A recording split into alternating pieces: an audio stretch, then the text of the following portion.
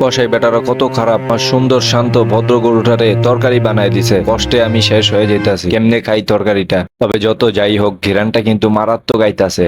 উফ, কি সুন্দর। পেট তো খালি হয়ে গেছে গা, অর্ধেক ঘেরা নেই আমার। তবে আম্মু ও কাজটা ঠিক করে নেই। আমার এত সুন্দর ভদ্র ভালো গরুটারে আম্মু তরকারি রেন্দা ফালাইছে, এটা কোনো কাজ করছে না ভাই? এবার সিরিয়াসলি খিদা লাগছে, আর বেশি দেরি করে লাভ নেই, এবার তাড়াতাড়ি খায় নেই ভাই।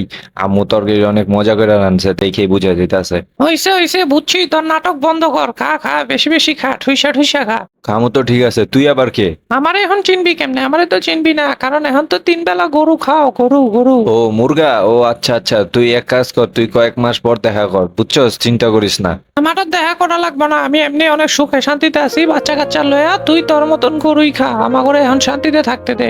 হ হ, তাহলে যা, শান্তিতে থাক। তাহলে আইলি কে খাওয়ার সময় খোঁচাখুচি করতে? যা যা যা।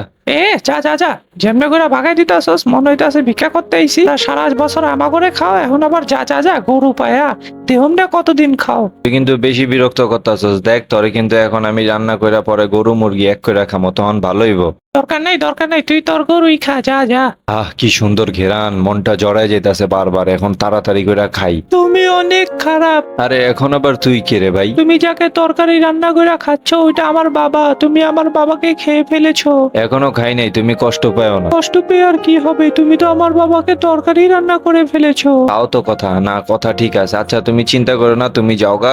আগামী বছর তোমারে রান্না করে খায়া ফেলা মনে। কত খারাপ তুমি।